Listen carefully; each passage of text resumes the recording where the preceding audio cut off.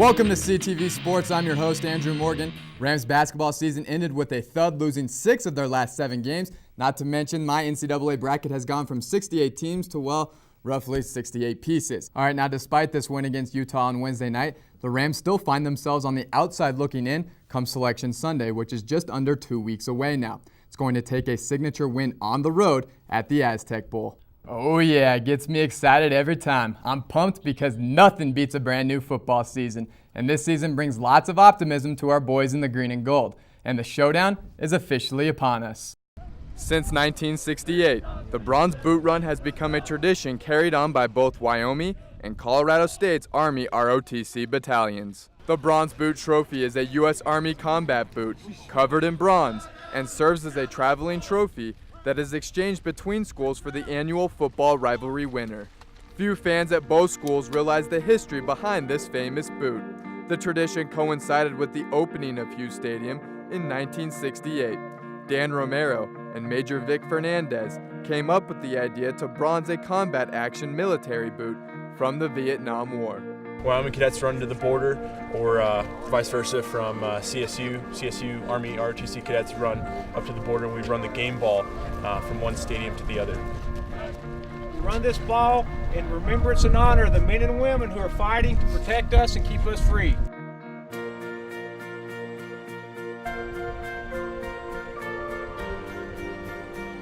It's an opportunity for CSU Army ROTC cadets to be a part of something that's bigger than ourselves.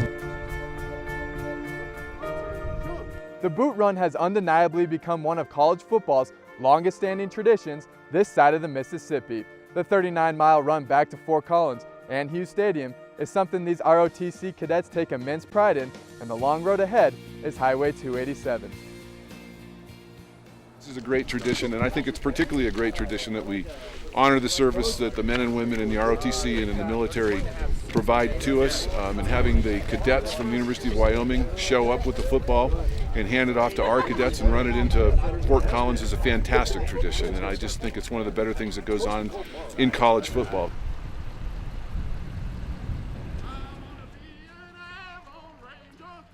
Just under 6 hours after receiving the game ball on the border, the battalion arrived at home where they presented it to the football team. Running the game ball, it was an honor to go the whole 39 miles with my boys, and the Ram Battalion did very well. We beat our timeline by an hour. We ran it like champs, and I owe a lot of thanks to all the coaches and athletic department who came out and supported us.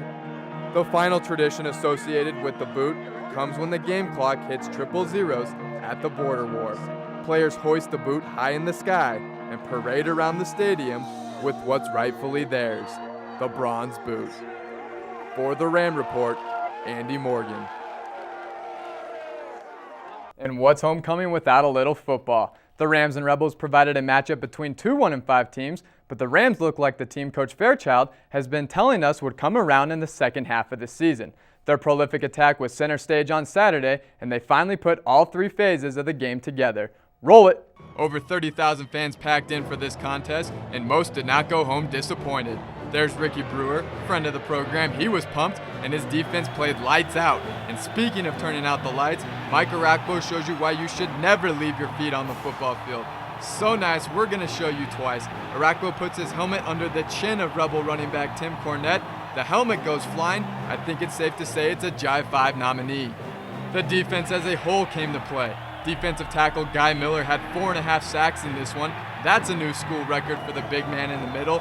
UNLV quarterback Omar Clayton was essentially running for his life.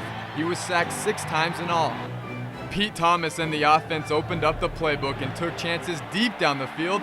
Lou Greenwood hauled in this 55-yard completion. It would set up a Leonard Mason 3-yard score on the ground, which was followed by a 14-yard strike through the air to Eric Pites. Hey Pete, how did he get so open? Yeah, that was just a special play we had. He lined up a tackle and put the tackle out wide, and they didn't have anyone on him. Nobody was on Lou this play either. The guy is what I like to call a scorcher. He torches the defense for a 73-yard touchdown. He just might be this offense's newest playmaker. John Mosier might be the forgotten playmaker in on this offense, but even he would find pay dirt. Clear eyes, full hearts, can't lose. Pites would add insult to injury with another touchdown reception, and CSU rolls with a 43-10 win. All right, the Rams head west to Salt Lake City, Utah, in a matchup with the Utes, who are currently ranked 9th in the country. It'll be CSU's 4th game against a ranked opponent this season. This spring was huge for Pete Thomas just because, like we said, he comes in as a returning signal caller and he gets that experience factor. And I think the biggest thing for him is now that he's just got to create some continuity with that offense. You know, get together with playmakers like Lou Greenwood, Chris Woke, Byron Steele. I mean, those kind of guys are definitely your playmakers on the offensive side of the ball. It's just a matter now we just want to go down the field and be able to stretch the field and make your offense a little more two-dimensional. Back screen, and he pops. Men's basketball head coach Tim Miles will be back on the CSU bench for the next 5 seasons for the Green and Gold. Colorado State Director of Athletics Paul Kowalchuk announced Thursday that Miles has signed a contract extension that will keep him in Fort Collins through 2016. Miles' previous contract was set to expire in 2013, but has been extended for 3 years, and the new deal will include an annual base salary of $750,000 with incentives. It was just stunning to me. I was so blown away by the commitment from our university to our program, obviously to me personally and our staff. And I think it's a tribute to our players and our coaches, and I've just viewed it as an investment in our program. It shows our fans, it shows our competition that we believe in the direction we're going. It's only going to get better and better.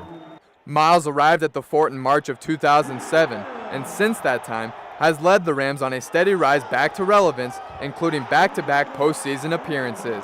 On Miles' watch, the Rams' RPI has steadily improved from year to year, increasing by an average of 71 spots in each of the last 3 seasons. CSU's RPI peaked at number 38 in mid-February last season, putting the program in the hunt for an NCAA tournament berth. Miles' improvements has re-energized a hungry fan base as Ram fans came out and defended the Fort in large numbers. Moby Arena might be quiet and empty right now, but last season it was one of the most exciting college basketball atmospheres in the Mountain West Conference. The arena sold out twice last season, first time that's happened since 1990. Head coach Tim Miles and the athletic department have now built a fan base here in Fort Collins, referred to as Moby Madness. The fans are starting to show up again, back when they did when Boyd Grant was around, and really pack Moby. And obviously this year we got to that point. Now we want to see that happen repeatedly. We want to see it happen more often. And nothing like success. There's nothing like success to drive that. I think our fans really have come to embrace our program by the just phenomenal student support and fan support in our community. Moby was rocking last year. You know, it was the place to be. The Rams tip off their 2011-2012 season against Montana Friday, November 11th at Moby Arena. Andrew Morgan, CTV Sports.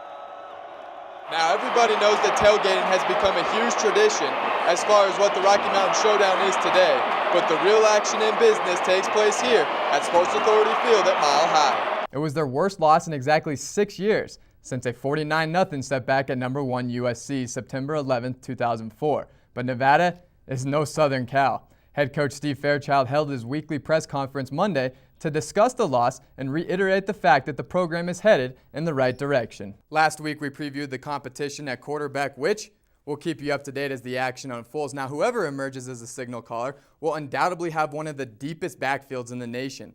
The Rams returned 92% of their rushing yards from a year ago and added a couple new faces to their rotation.